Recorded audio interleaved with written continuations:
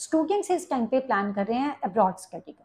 दो रीजन है, एक तो उनके एग्जाम्स खत्म हो गए, दूसरा सितंबर इनटेक जो है वो मेजर इनटेक रहता है इन मेनी कंट्रीज। काफ़ी प्रोग्राम्स हैं, ओपन है, एडमिशंस जो हैं वो इजीली हो जाती हैं, इसीलिए सितंबर इनटेक स्किप नहीं करते। मेजॉरिटी ऑफ द स्टूडेंट्स इस इनटेक में एडमिशन लेके अपनी स्टडी कंटिन्यू करते हैं। लेकिन जब प्लानिंग करनी है तो उसमें खर्चा मीन्स एक्सपेंस वो तो प्लान करना ही पड़ेगा। Budget planning is very important.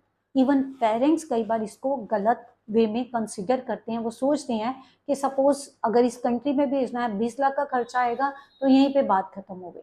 ये चीज़ें नहीं है, क्योंकि रियल कॉस्ट इज डिफरेंट। तो आज के वीडियो में डिस्कस करने जा रही हूँ क्या एग्जैक्ट कॉस्ट है और क्या हम सोचते हैं। जो भी गैप है उसको कैसे पहले ही अपनी प्लानिंग में कंसिडर करना है ताकि स्टूडेंट्स की सफरिंग कम हो। अदरवाइज जो वहाँ पे स्टूडेंट्स पहुँचते हैं उनकी स्ट्रगल शुरू हो जाती है। इमोशनली भी पे करते हैं, सिर्फ करेंसी में पे नहीं करते, इमोशनल कॉस्ट भी वहाँ पे रहती है। तो इस कॉस्ट से कैसे बचा जाए आज के वीडियो में जानते हैं। वीडियो होने जा रही है इन्फॉर्मेटिव, इसको उन तक ज़रूर देखिए क्योंकि मैं आपको बताऊंगी किन चीज़ों को आपने ध्यान में रखना है वाइल मेकिंग योर बजट, जब प्लान कर रहे हो खर्चा। और उसी के साथ किस तरीके से आपको एक फ्रेमवर्क दूंगी कि जो आपको पे बैक पीरियड आपने कंसिडर करना है, आरओआई कैसे आप प्लान कर सकते हो। तो ये सारी चीज़ें आज के वीडियो में डिस्कस करेंगे। Before the end of the video I will give you tip also. So guys video is going to be informative, kindly watch के लें। ऐसी इंपॉर्टेंट अपडेट्स आपसे स्किप ना हो जाए। चैनल को सब्सक्राइब कीजिए, वीडियोस अच्छी लग रही हैं लाइक कमेंट ज़रूर कीजिए और दूसरे लोगों के साथ शेयर ज़रूर करना अगर आपको इन्फॉर्मेशन मिलती है हमारी वीडियो से।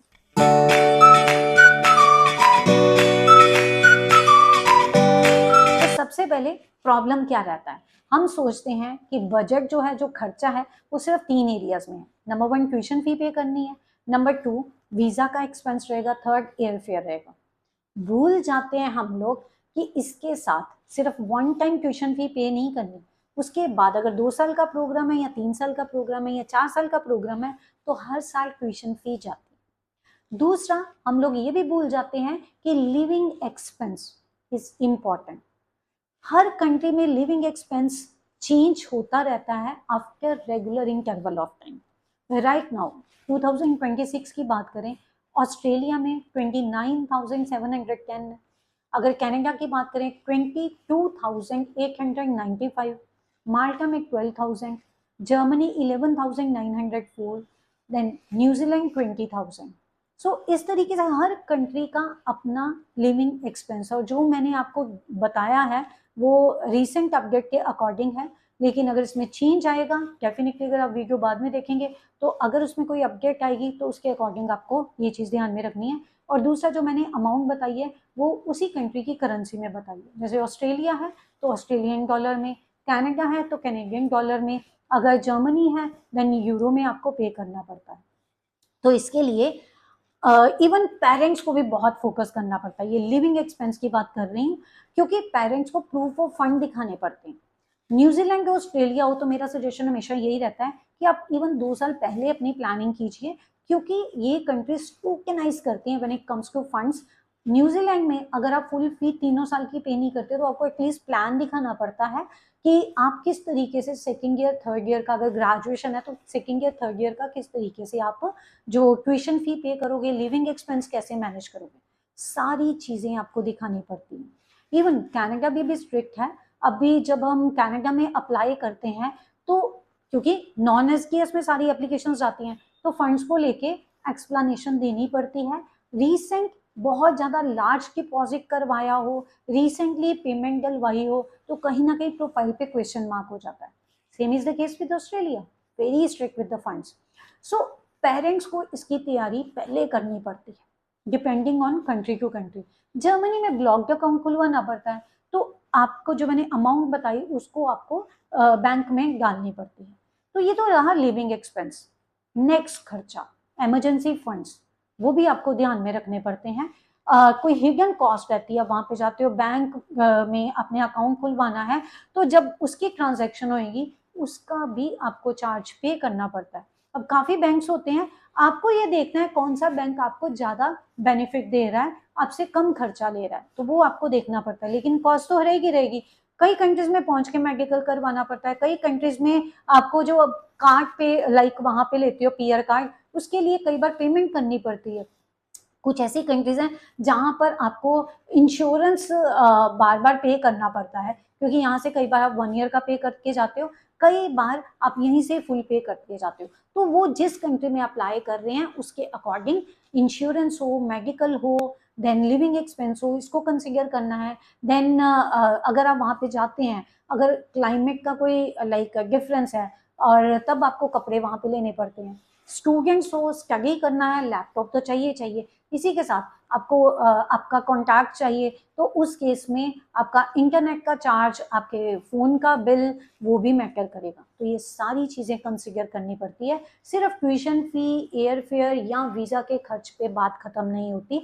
अगर आप ये सारी चीज़ें प्लान करते हो, ऑब्वियसली वहाँ जाते आपको लाइक एकदम से बहुत ज़्यादा प्रॉब्लम नहीं फेस करनी पड़ती स्टूडेंट्स। तो ये सारी चीज़ें कंसिडर कीजिए। अब मैं आपको एक रूल बताती हूँ 60-30-10 का।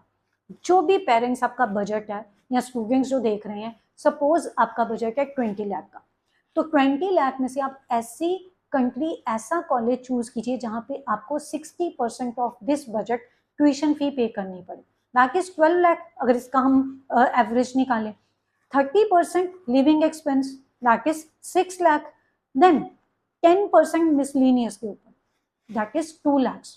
तो इस तरीके से आप अपनी बजट प्लानिंग कर सकते हैं। वहां पर जाके आपको एटलीस्ट प्रॉब्लम नहीं आएगी, इमोशनली आपको बहुत ज्यादा सफर नहीं करना पड़ेगा। एक और चीज, कैजुअल एटीट्यूड मत रखिए कि देखा जाएगा वहां जाके, ऐसा कुछ मत सोचिए, क्योंकि अगर आप वहां पर जाते हैं, वहां पर जाते ही मतलब आप लैंड किए, साथ में आपको जॉब नहीं, आपको थोड़ा वहां पे एडजस्ट करना पड़ेगा, चाहे वो कल्चर डिफरेंसेस हो, कल्चर को एडजस्ट करना पड़े, जॉब को देखना पड़े, जॉब ढूंढनी पड़ती है, उसमें टाइम लग जाता है, 15 दिन है, महीना है, डिपेंडिंग ऑन योर स्किल्स, आपकी डिजायर्ड जॉब क्या है, आप किस लोकेशन में है, बहुत चीजें मैटर करती है। तो इसीलिए फंड्स को उसके अकॉर्डिंग प्लान जरूर कीजिए, ये बहुत जरूरी है। 60-30-10 का रूल फॉलो कीजिए, ये पेरेंट्स और स्टूडेंट्स दोनों के लिए इंफॉर्मेशन। अब बात करते हैं पे बैक पीरियड की। जो पे बैक पीरियड रहता है वो वेरी करता है आपके प्रोफाइल या आपने क्या चॉइस की है उसके ऊपर। इसका एक फ्रेमवर्क बताती हूँ जिससे आप इसको कैलकुलेट करते हैं। नंबर 1, आप जब अपनी डिग्री में इन्वेस्ट कर रहे हैं उसका कितना खर्चा आएगा, उसको आपने माइनस करना है। जब आप डिग्री कर लेंगे कितनी आपकी एक्सपेक्टेड सैलरी होगी। जब आप सैलरी एक्सपेक्टेशन कर रहे हैं ना, तो कंजर्वेटिव होके करिए, इसको डिवाइड करना है कितने ईयर्स में आपको जो ये इन्वेस्टमेंट है मिल जाएगी। तो दिस इज पे बैक पीरियड, कितने साल लगेंगे इतनी इन्वेस्टमेंट जो आपने की है उसको वापस लाने में।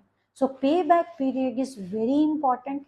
ROI इससे भी बहुत ज़्यादा है, जिसमें चाहे आपने नेटवर्किंग आपका हुआ हो या आपने जो स्किल्स सीखी हैं वो टाइम ज़्यादा लेगा आपको रिटर्न करने में, आपका इन्वेस्टमेंट रिटर्न हो जाएगा। So guys this is an important information जो आपको पता होनी चाहिए। अब्रॉड स्टडी का प्लान कर रहे हैं, सारी चीज़ें ज़रूर कंसिडर कीजिए, क्योंकि अगर आप किसी चीज़ को नाइव एटीट्यूड के कारण इग्नोर कर देते हैं तो सफरिंग ज़्यादा होती है। पहले से प्रिपेयर किया होगा, बहुत कॉन्फिडेंट होंगे, आपके लिए प्रॉब्लम्स फेस करना मुश्किल नहीं होएगा। तो आपको क्या करना है, सबसे पहले कैलकुलेट कर लीजिए बजट। जब बजट कैलकुलेट करते हैं तो उसमें 15% ऑन एन एवरेज इन्फ्लेशन को ध्यान में ज़रूर रखिए। जॉब को, जो पार्ट टाइम जॉब का आपको राइट मिलता है उसको सपोर्ट की तरह प्रयोग कीजिए, उसको सपोर्ट समझिए, उसको उसके ऊपर टोटली डिपेंड मत होइए। This is important. और जब आप कंट्री का भी प्लान कर रहे हैं ना, तो उस कंट्री का या उसका लोकेशन, जिस भी लोकेशन में आप जाके पढ़ रहे हैं उसको ज़रूर फोकस कीजिए। वहाँ पर लिविंग एक्सपेंस कितना आएगा, जॉब अपॉर्चुनिटीज कितनी है, क्योंकि एक चीज़ बताऊं, AI के कारण एंट्री लेवल जॉब्स पे इम्पैक्ट पड़ रहा है। This is the reason sometimes students do not get the job also. तो मैं ये नहीं कहती जॉब नहीं मिलती, जॉब मिल जाती है, बट आपकी स्किल्स क्या है, आपकी डिजायर क्या है, आपको क्या काम मिल रहा है, उसका मैच होने में थोड़ा टाइम लगता है। सो गाइस, ये सारी चीज़ें कैलकुलेट करना बहुत ज़रूरी है। फ्रेंड्स और ट्रेंड दोनों के पीछे ना जाके, सिर्फ इमोशनल ना होके, इसको एक वाइज डिसीजन लीजिए। बिजनेस इन्वेस्टमेंट कंसीडर कीजिए, इसको ट्रैवल प्लान मत कंसीडर कीजिए, बिकॉज जो आप इन्वेस्ट कर रहे हैं ना, वो ऑन द स्पॉट आपको प्लेजर नहीं देगा। On the spot short term में हो सकता है आपको उसकी जो आउटकम है वो ना नजर आए, लेकिन लॉन्ग टर्म में आपके लिए बहुत फायदे हैं। आपको बहुत ज़्यादा एक्सपोजर मिलने जा रहा है, आपका कॉन्फिडेंस बेटर होएगा, आप सेल्फ डिपेंडेंट होएंगे, आप में काफ़ी स्किल्स आ जाएंगी, आपको पता है कि आपने किस तरीके से सर्वाइव करना है। तो ये सारी चीज़ें बहुत बेनिफिट होती हैं, आपके लिए बहुत बेनिफिशियल रहती हैं। So this is the reason budget planning is important. अब मुझे लगता है कि आप लोगों को इन्फॉर्मेशन तो मिल गई है। ज़रूर कमेंट बॉक्स में बताना कि आप अपनी बजट प्लानिंग कैसे कर रहे हो। और हाँ, एक इम्पॉर्टेंट चीज़, स्किल अगर अभी भी आपको कंफ्यूजन है, पता नहीं चल रहा है, आप चाहते हैं personalised budget planning as per your specific profile, then venture in career consultants is here. We help the students in selection of the country, program selection, कौन सा प्रोग्राम उनको चूज करना है और उनके प्रोफाइल के अकॉर्डिंग कहाँ उनका करियर बेटर हो सकता है, बजट प्लानिंग कैसे करनी है, और उसी के साथ वीज़ा सक्सेस रेट उनके लिए कैसा रहेगा। तो ये सारी चीज़ें हम स्टूडेंट्स के साथ डिस्कस करते हैं before starting there visa application. So contact कर सकते हैं। This is all about today's video. Hopefully मैंने आपको इन्फॉर्मेशन दी है जिसने आपको क्लैरिटी दी है। सो अगर वीडियो इन्फॉर्मेटिव लगी है दूसरों के साथ ज़रूर शेयर करना। Meanwhile stay informed, stay vigilant. Meenakshi signing off.